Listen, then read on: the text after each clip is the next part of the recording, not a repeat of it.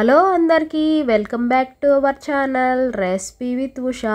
ఈరోజు snacks item అయితే చేసి చూపించబోతున్నాను. 10 నిమిషాల్లో మిల్లీ మేకర్ పకోడీ అనేది చేసి చూపించబోతున్నానండి.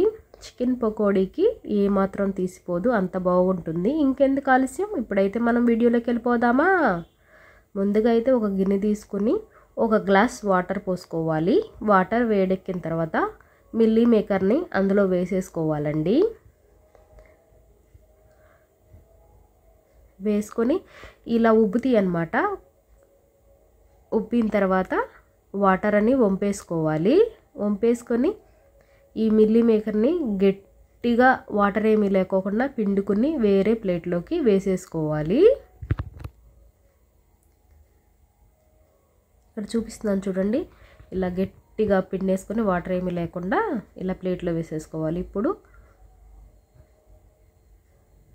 పసుపు, ఉప్పు, కారం అన్నీ మీ రుచికి తగ్గట్టు వేసుకోండి. కొంతమంది ఎక్కువ తింటారు, తక్కువ తింటారు. 1 table spoon cornflour, 1 table spoon బియ్యపు పిండి, 1 టేబుల్ స్పూన్ శనగపిండి.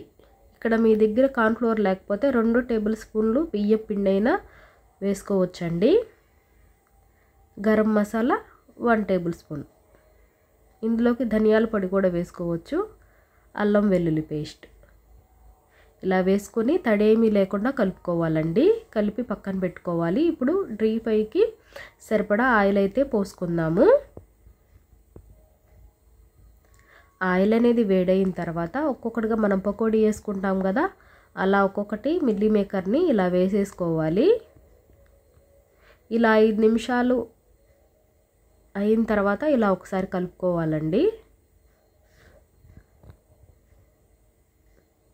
మనకి వేగిందని ఎలా తెలుస్తుందంటే ఇక్కడ నొరగ కొంచెం తగ్గుతుంది. అలాంటప్పుడు తీసేసుకుని వేరే ప్లేట్లో వేసేసుకుంటామే. ఇప్పుడు 2 పచ్చిమిరపకాయలు ఫ్రై చేసుకోవాలి. కరివేపాకు కూడానండి. వీటిల్లో కరివేపాకు, పచ్చిమిరపకాయలు చాలా బాగుంటాయి. ఇక్కడ తక్కువ కాబట్టి నేను కూడా 2 పచ్చిమిరపకాయలు అయితే ఫ్రై చేసుకున్నాను. అంతే, వెరీ సింపుల్గా స్నాక్స్ 10 నిమిషాల్లో చేసుకోవచ్చు అనమాట. మిల్లీ మేకరు పకోడీ. పిల్లలు స్కూల్ నుంచి వచ్చేసరికి ఇలా స్నాక్స్ ఐటమ్గా కూడా చేసి పెట్టచ్చు అనమాట. ఈ పకోడీ చికెన్ పకోడీని మరిపిస్తుంది, అంత బాగుంటుందండి. మీరు కూడా ఒకసారి ఇలా ట్రై చేయండి.